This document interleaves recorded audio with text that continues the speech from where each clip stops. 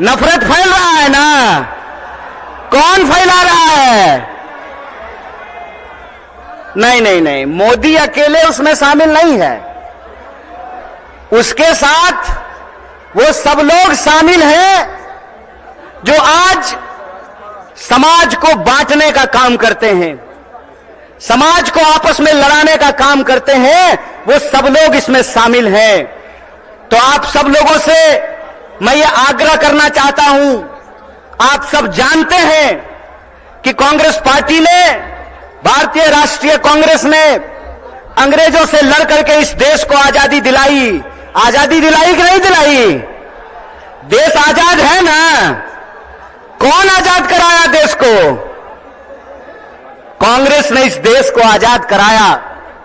और आज एक बार फिर से जब देश में नफरत फैल रही है, उस नफरत के खिलाफ हमारे नेता श्री राहुल गांधी ने कन्याकुमारी से लेकर के कश्मीर तक पैदल चले वो, और उन्होंने कहा कि डरने की जरूरत नहीं है, डरो मत।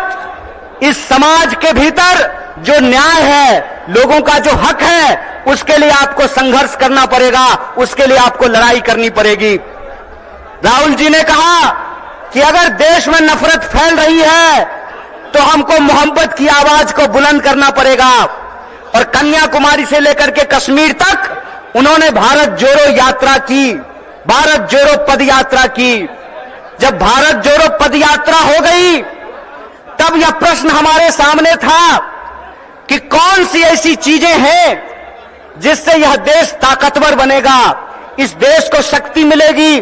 और यह जो आजकल रोजगार विहीन समझते हैं ना, रोजगार विहीन का मतलब यह है कि गृह मंत्री का बेटा बीसीसीआई का सेक्रेटरी बन जाएगा और आपके बाल बच्चा को कुछ नहीं मिलेगा।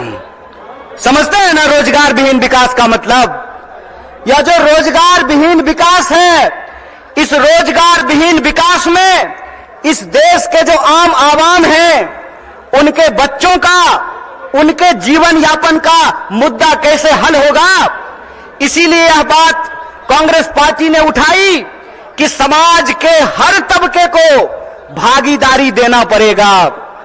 और भागीदारी देने के लिए यह जरूरी है कि हमको देखना पड़ेगा कि समाज की रीढ़ किनको माना जाता है, देश का रीढ़ किसको माना जाता है।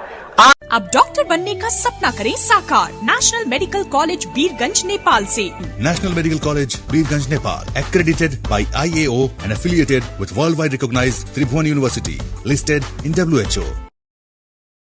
लेटेस्ट खबरों के लिए देखते रहिए MUZ न्यूज और ताज़ा अपडेट पाने के लिए चैनल सब्सक्राइब करना ना भूलें।